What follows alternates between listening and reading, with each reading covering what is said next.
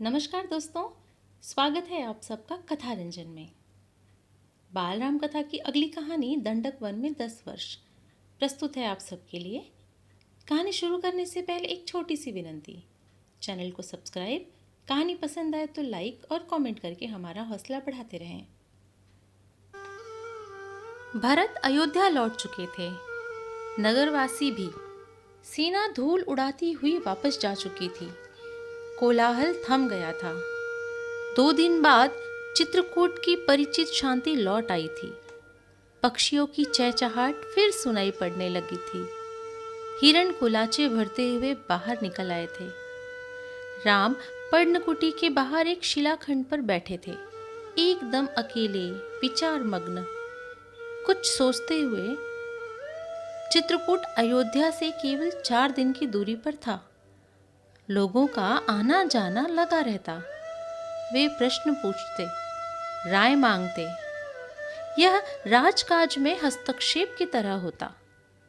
चित्रकूट सुंदर सुरम्य था, शांत था, पर राम वहां से दूर चले जाना चाहते थे। उन्होंने मन बना लिया चित्रकूट में न ठहरने का। इसका एक कारण और था, वहां रहकर तपस्या करने वाले ऋषि मुनियों का निर्णय। राम लक्ष्मण ने उस वन से राक्षसों का सफाया कर दिया था। अब तपस्या में कोई बाधा नहीं थी। लेकिन मुनिगण वन छोड़ना चाहते थे।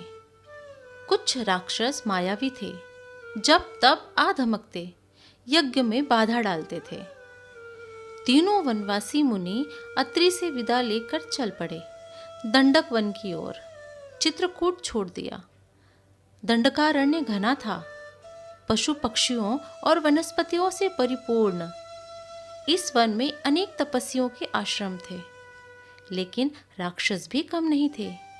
वे ऋषि मुनियों को कष्ट देते, अनुष्ठानों में विघ्न डालकर। राम को देखकर मुनिगण बहुत प्रसन्न हुए। मुनियों ने राम का स्वागत करते हुए कहा, आप उन दुष्ट मायावी राक्षसों से हमारी रक्षा करें, आश्रमों को अपवित्र होने से बचाएं। सीता दैत्यों के संहार के बारे में दूसरी तरह से सोच रही थी। वे चाहती थी कि राम अकारण राक्षसों का वध न करें, उन्हें न मारें, जिन्होंने उनका कोई अहित नहीं किया है। राम ने उन्हें समझाया, सीते, राक्षसों का विनाश ही उचित है। वे मायावी हैं, मुनियों को कष्ट पहुंचाते हैं, इसलिए मैंने ऋषियों की रक्षा की प्रतिज्ञा की है। राम, लक्ष्मण और सीता दंडकारण्य में 10 वर्ष रहे। स्थान और आश्रम बदलते हुए वे शरभंग मुनि के आश्रम पहुंचे। आश्रम में बहुत कम तपस्वी बचे थे, सभी निराश थे। उन्होंने राम को हड्डियों का ढेर दिखाकर कहा, राजकुमार, ये ऋषियों के कंकाल हैं, जिन्हें राक्षसों ने मार डाला है। अब यहाँ रहना असंभव है। सुतीक्ष्ण मुनि ने भी राम को राक्षसों के अत्याचार की कहानी सुनाई। मुनि ने ही राम को अगस्त्य ऋषि से भेंट करने की सलाह दी। विंध्याचल पार करने वाले वह पहले ऋषि थे। मुनि ने राम को गोदावरी नदी के तट पर जाने को कहा, उस स्थान पर जिसका नाम पंचवटी था। वनवास का शेष समय दोनों राजकुमारों और सीता ने वहीं बिताया। पंचवटी के मार्ग में राम को एक विशालकाय गिद्ध मिला, जटायु। सीता उसका स्वरूप देखकर डर गई।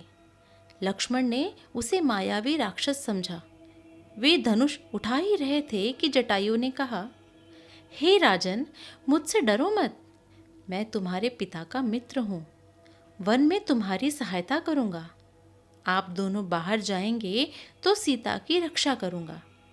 राम ने जटायु को धन्यवाद दिया, उन्हें प्रणाम करके आगे बढ़ गए। पंचवटी में लक्ष्मण ने बहुत सुंदर कुटिया बनाई, मिट्टी की दीवारें खड़ी की, बांस के खंभे लगाए, कुश और पत्तों से छप्पर डाला। कुटिया ने उस मनोरम पंचवटी को और सुंदर बना दिया। कुटी के आसपास पुष्पलताएं थी, हिरण घूमते थे, मोर नाचते थे। इस बीच राम राक्षसों का निरंतर संहार करते रहे। वे जब भी आश्रमों पर आक्रमण करते, राम लक्ष्मण उन्हें मार देते। उन्होंने सीता को पकड़ लेने वाले राक्षस विराट को मारा। वन से राक्षसों का अस्तित्व लगभग मिटा दिया। तपस्वी शांति से तप करने लगे। एक दिन राम लक्ष्मण और सीता कुटी के बाहर बैठे हुए थे, लता कुंजों को निहारते, उनके सौंदर्य पर मुग्ध होते। तभी लंका के राजा रावण की बहन शूर्पणखा वहां आई। राम को देखकर वह उन पर मोहित हो गई। उसने स्वयं को पानी में देखा, विकृत चेहरा, मुंह पर झुर्रियां। वह बूढ़ी थी, पर राम के मोह में आसक्त, उन्हें पाना चाहती थी। उसने माया से सुंदर स्त्री का रूप बना लिया। शूर्पणखा राम के पास गई, उनसे बोली, हे रूपराज, मैं तुम्हें नहीं जानती, पर तुमसे विवाह करना चाहती हूँ। तुम मेरी इच्छा पूरी करो, मुझे अपनी पत्नी स्वीकार करो। राम ने मुस्कुराकर लक्ष्मण की ओर देखा, अपना परिचय दिया। सीता की ओर संकेत करते हुए कहा, ये मेरी पत्नी सीता है, मेरा विवाह हो चुका है। राम शूर्पणखा को पहचान गए थे, फिर भी उन्होंने उनका परिचय पूछा। शूर्पणखा ने झूठ नहीं बोला, सच सच बताया कि वह रावण और कुंभकर्ण की बहन है और अविवाहित है। राम के मना करने के बाद वह लक्ष्मण के पास गई। लक्ष्मण ने कहा, मेरे पास आने से तुम्हें कुछ नहीं मिलेगा देवी, मैं तो राम का दास हूँ, मुझसे विवाह करके तुम दासी बन जाओगी। लक्ष्मण ने शूर्पणखा को पुनः राम के पास भेज दिया। दोनों भाइयों के लिए यह खेल हो गया। शूर्पणखा उनके बीच भागती रही। क्रोध में आकर उसने सीता पर झपट्टा मारा। सोचा कि राम इसी के कारण विवाह नहीं कर रहे हैं। लक्ष्मण तत्काल उठ खड़े हुए, तलवार खींची और उसके नाक कान काट लिए।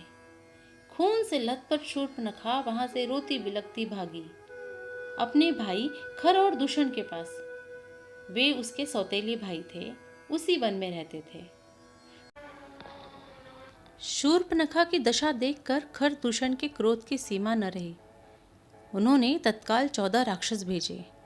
शूर्पणखा उनके साथ गई। राम जानते थे कि राक्षस बदला लेने अवश्य आएंगे। वे तैयार थे। सीता को उन्होंने सुरक्षित स्थान पर भेज दिया, लक्ष्मण के साथ। राक्षस राम के सामने टिक नहीं सके। देखते ही देखते उन्होंने सबको ढेर कर दिया। शूर्पणखा पेड़ के पीछे से यह दृश्य देख रही थी। राम के पराक्रम से वह चकित थी। उसका मोह और बढ़ गया, साथ ही क्रोध भी बढ़ गया। वह फुफकारती हुई खरदूषण के पास लौटी। इस बार खरदूषण राक्षसों की पूरी सेना के साथ चले। खर ने देखा कि आसमान काला पड़ गया, घोड़े स्वयं धरती पर गिरकर मर गए, आकाश में गिद्ध मंडराने लगे। ये अमंगल के संकेत थे, पर वह रुका नहीं, आगे बढ़ते गया। घमासान युद्ध हुआ। अंत में विजय राम की हुई। खरदूषण सहित उनकी सेना धराशायी हो गई। कुछ पिछलग्गू राक्षस बचे, वे जान बचाकर वहां से भाग निकले। भागने वालों में से एक राक्षस का नाम अकंपन था। वह सीधे रावण के पास पहुंच गया। लंकाधिपति को उसने पूरा विवरण बताया। अकंपन ने कहा, राम कुशल योद्धा हैं, उनके पास विलक्षण शक्तियां हैं, उन्हें कोई नहीं मार सकता। इसका एक ही उपाय है, सीता का अपहरण। इससे उनके प्राण स्वयं निकल जाएंगे। रावण सीता हरण के लिए तैयार हो गया। वह महल से चला। रास्ते में उसकी भेंट मारीच से हुई, ताड़का के पुत्र से। ताड़का का वध राम ने पहले ही कर दिया था। मारीच क्रोधित था, पर राम की शक्ति से परिचित था। उसने रावण को सीता हरण के लिए मना किया, समझाया, कहा ऐसा करना विनाश को आमंत्रण देना है। रावण ने मारीच की बात मान ली और चुपचाप लंका लौट गया। थोड़ी ही देर में शूर्पणखा लंका पहुंची, विलाप करती हुई चीखती चिल्लाती। रावण को पूरी घटना की जानकारी थी, लेकिन उसने शूर्पणखा को सुना। वह रावण को धिक्कार रही थी, फटकार रही थी। उसके पौरुष को ललकारते हुए शूर्पणखा ने कहा, तेरे महाबली होने का क्या लाभ? तेरे रहते मेरी यह दुर्गति। तेरा बल किस दिन के लिए है? तू किसी को मुंह दिखाने लायक नहीं रह गया। शूर्पणखा ने राम लक्ष्मण के बल की प्रशंसा की, सीता को अतीव सुंदरी बताया, कहा कि उसे लंका के राजमहल में होना चाहिए। शूर्पणखा बोली, मैं सीता को तुम्हारे लिए लाना चाहती थी। मैंने उन्हें बताया कि मैं रावण की बहन हूँ। क्रोध में लक्ष्मण ने मेरे नाक कान काट लिए। रावण फिर मारीच के पास गया। खरदूषण की मृत्यु से वह कुछ घबराया हुआ था। रावण ने मारीच से मदद मांगी। मारीच चाहता था कि रावण सीता हरण का विचार छोड़ दे। इस बार रावण ने उसकी सुनी नहीं। उसे डांटा और आज्ञा दी, मेरी मदद करो। मारीच जानता था कि दोबारा राम के सामने पड़ने पर वह मारा जाएगा। राम उसे नहीं छोड़ेंगे। रावण मारीच के मन की बात भाप गया। उसने क्रोध में भरकर कहा, वहां जाने पर हो सकता है राम तुम्हें मार दें, लेकिन न जाने पर मेरे हाथों तुम्हारी मृत्यु निश्चित है। विवश होकर मारीच को रावण का आदेश मानना पड़ा। रथ पर बैठकर रावण और मारीच पंचवटी पहुंचे। कुटी के निकट आकर मायावी मारीच ने सोने के हिरण का रूप धारण कर लिया। कुटी के आसपास घूमने लगा। रावण एक पेड़ के पीछे छिपा था। उसने तपस्वी का वेश धारण कर लिया था। सीता उस हिरण पर मुग्ध हो गई। उन्होंने राम से उसे पकड़ने को कहा। राम को हिरण पर संदेह था। वन में सोने का हिरण? लक्ष्मण बड़े भाई की बात से सहमत थे, पर सीता के आग्रह के आगे उनकी एक न चली। सीता की प्रसन्नता के लिए राम हिरण के पीछे चले गए। उन्होंने सोचा, वन में इतने समय के प्रवास के दौरान सीता ने कभी कुछ नहीं मांगा। उनकी यह इच्छा अवश्य पूरी करनी चाहिए। कुटी से निकलते समय राम ने लक्ष्मण को बुलाया, सीता की रक्षा करने का आदेश दिया। कहा, मेरे लौटने तक तुम उन्हें अकेला मत छोड़ना। लक्ष्मण ने सिर झुकाकर उनकी आज्ञा स्वीकार कर ली। सीता कुटी में थी। लक्ष्मण धनुष लेकर बाहर खड़े हो गए।